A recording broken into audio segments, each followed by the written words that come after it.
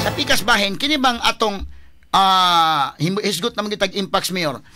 Panalitan kung unsa may kalaki i-isolate o panalitan madasa tambalanan na aman na diha nahimutang ang Cebu South Medical Center. Doon na sila'y area nga para sa impacts. Nakastorya ko sa Cebu South Medical Center, if patikitaan nila ang MPAX cases, like the time nagipatikitaan nila ning MPAX case, nagyod sila holding room na walay tao na adto nila ipatikitaan. So pareha kay pas COVID? Yes, yes. Okay. Maganda man kita ning kalakiha. Ambot kang ubang hospital, but insofar as Cebu South Medical Center is concerned, na anay ready sila.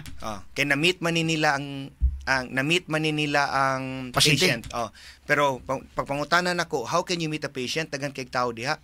There nagis lang mga isolated room na adto nila patikita. Kini mo ni ang kanang picture sa kanang impacts. So kinahanglan gyapon ka nga kuan gyapon ka. Doon naging kay mga gear, ana? Gipalong sleeve gyud siya. Gipalong sleeve gyud siya ang pasyente.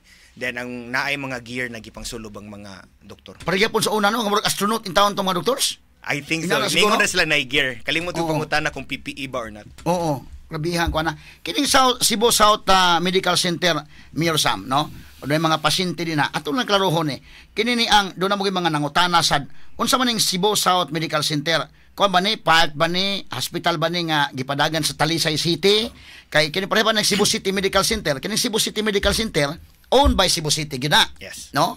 Kay kini Vicente Soto mo kitir man siya sa Tibok Visayas o Tibok Mindanao kato mga cases gyud nga murag kuan na gyud ba problema na gyud kayo. Yeah. So ang atong Vicente Soto naa sa capability nga mo tabang kay kumpleto ba tag mga doktor sa Soto, ang ato lang kumpleto tag mga doctors, kumpleto tag mga kahimanan. Indot may Vicente Soto murag kuan na gyud siya, but ang problema lang diha ang maglinya ng pasyente. Mo nang mas maayo nga masangit siya daan dito sa probinsya og dunay capabilities ang ato mga provincial hospitals, district hospitals, at least dili sa makalahos sa Vicente Soto. Yes. Kay kung panalitan gud nakaistorya ko taga Vicente Soto, so grabe ka ng mga kaso ka ng mga buntis dili na mo abot po sa amo dire. Kay ang ila mga dinagko nga kaso ba ngatong di na makaya sa uban nga mga hospitals may mo abot sa Soto. But katong uban nga mga ginagmay masangit ninyo diha. Yes. No? So ang Cebu City panalitan mo'y nagpadagan sa Cebu City Medical Center. Unya ang probinsya Subo do na sa mga provincial hospitals na sa Karkar, na sa Bugo, na sa Danao, di sa Balamban, o doon ay mga district hospitals. Now, kinini ang imong Cebu South Medical Center. Dako ba ning buildingan ng naa?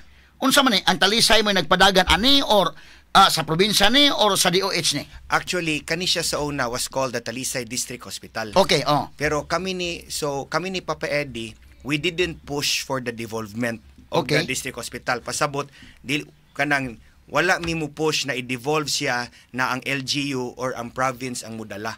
Okay. So it remained ang nagdala ang DOH. Okay. So nakita namo kung DOH ang magdala, dako kayog funding ang national government. Okay. So importante kayo ang paglabi sa congressman for funding para mudako ang hospital. Atong klarohon niya kay inyo tong desisyon god ni Congressman Eddie Gullias og nimo nga unsaon ka man ni. So kato panahon na Talisay District Hospital unsa man to dili to DOH. I-devolve to the province or to the LGU na munay muda. Okay. So kamo may na-decide nga ato lang ipabilin sa DOH para mas dako ang iyang kuan. Yes, mo na reason na nakalabi ta na naipundo gikan sa DOH na makapalit og yuta na makadako og building karon upat nang tinakaanda so, karon. Kuan siya kanang smart decision ninyo kung maahon. No kay mas dako magpundo. Mas dako gyud kag makuha but you don't have operational control. Okay, mo po na diha. Unlike kung hospital siya run by the city government, for example, like Cebu City Medical Center, kamo ay na-control. But that is not important for me. Operational control or not is not important. Ang importante na ay funding para daghang doktor o daghang mga ekwipo na makatabang sa katawo. So kini mga doctors, mga nurses di idea sa Cebu South Medical Center, they are employees of the national government and the Department of Health. Department of Health. Okay. So dili affected ang mga doctors sa diha pagkatong gipang pull out ang mga doctors uban dili sa okay ra diha, no? Because we didn't push for devolvement of the Talisay District Hospital. Nindot ni kining healthcare na hisgutan tani ha. Kay importante kini mahigala. Straight to the sa point. balikan mahigala si Mayor Sam Gullias. Labot mahigala sa kining Cebu South Medical Center. Mo na ni karon ang ilang kuan. Ipakita ko dai ken ang picture dai. Names ang picture ba sa Cebu South Medical Center dako na ilang hospital, no? Murag dili tumaotong hospital sa Talisay District Hospital pala nga building. Mirosam. Pareha nga building. It's the same building. Ang first gyud gibuhat is ni file ta og bill na ma-rename siya to Cebu South Medical Center. Okay. Para mahibaw ang tao na medical center na siya, namura na siya Soto of the South. Okay.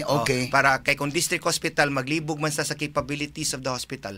So we had to change name to Cebu South Medical Center ug mao na reason na Kini mo ni, di ba? Mao na siya, attorney. Pila man ka andana ni?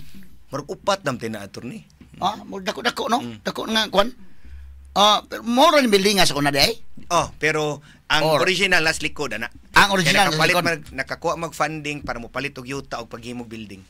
Lagi kay murag tan-aw ko dako man ang hospital sa Talisay. Yes. So bag-o na nga building. Yes, attorney. Katong sa una sa Talisay District Hospital. Gamay ito dito sa likod kana sa in front ana.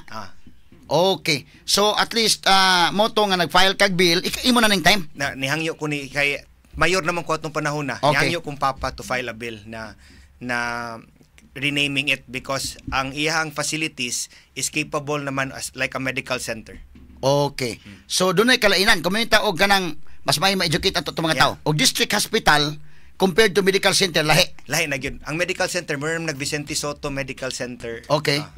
So usually kung naay mga provincial hospitals ana ilabay sa Cebu South Medical Center. Okay. From the south. Okay.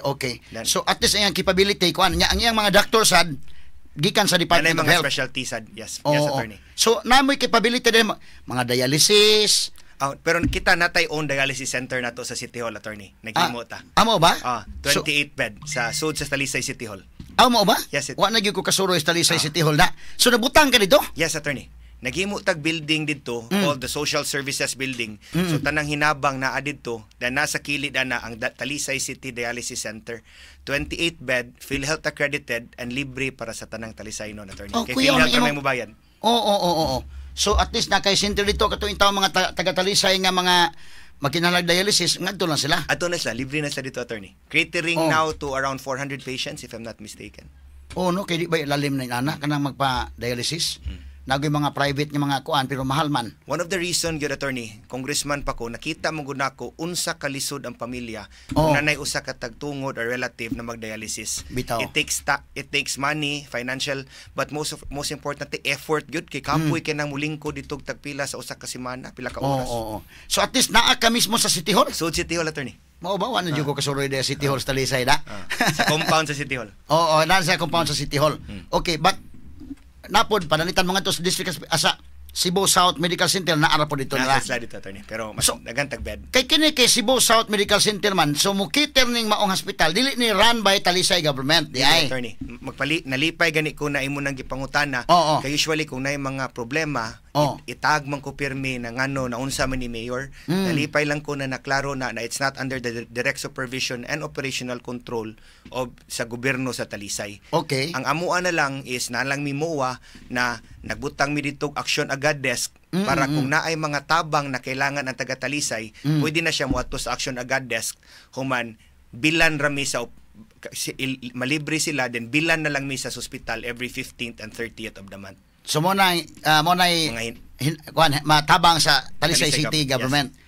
So kini kay Cebu South Medical Center man mukiter ni sa uban nga mga LGUs from the south, yes. From the south. Ang tanan sa south pwede lang ato? Usually daghan man diha from the south, especially pag COVID mo nang daghan kay diha. Okay no. So mao din ni sang kuana. So ang kini ang budget ini gikan sa Department of Health mo to nga inyong desisyonan nga mas maayo nga kuan mas dako ang iyang budget nya mas kumpleto kining maong hospital. Okay, so morning kuan na day mga kagalaan ha. Dako bitan pila ka beds ni gani Correct. I forgot na gyud, attorney, but that's a big hospital gyud to cater to the south. So mo ni ang kaabag sa Vicente Soto. Yes. Kumohon. Sa south ra ni pero sa north wala ko kubaw. Wala no. Makukubaw. Okay. So at least maoning dagana kay nahitabo man gud atong panahon ni Governor Junjun Davide ang mga provincial hospitals, district hospitals, doon na sila mga doctors, doon na sila mga experts. Unya mo to na pull out maguto sila matod pa sa atong nakuha nga report. So ang Talisay, ang Cebu South Medical Center wala mapiktari ato. Wala because DOH man na tanan ang mga doktor ug mga trabahante diya. So at least magkinaunsa ang local politics na ara magpabilin ra siya, yes. No? Okay, mas maayo ni. So nagbutang ka dito og desk lang para sa mga taga-Talisay. Yes, attorney. So ang pero katong uban nga mga kuan kay pro government man ni siya, so doon ay mga baleranan siguro nga of course nga ma-admit din na may mga bayranan yung uban gyapon. Namot ay malasakit center po diha, no? Attorney. Pero may mga uban pa mga bayranan mutubag ana ang Talisay City Government. Especially kung mga outpatient ka na mga laboratory, pwede rin sila mo duol sa Action Agad Desk, malibre na sila, human bilan rami sa Cebu South Medical Center every month. So kanang Action Agad Desk mao na ang sa Talisay gyud niya kuan. So nabutang ka dito. Mas maayo noon. So kung taga Talisay ka mo adto lang ka dito sa maong desk. Nindot ni mga higala nga kini ni ang pamaagi sad diri mga kagalaan sa Talisay City.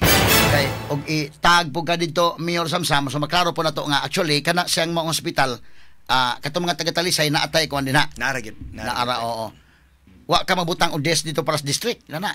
Sa ato na lang nasa respective offices sa mga respective offices sa mga mayor. Oo.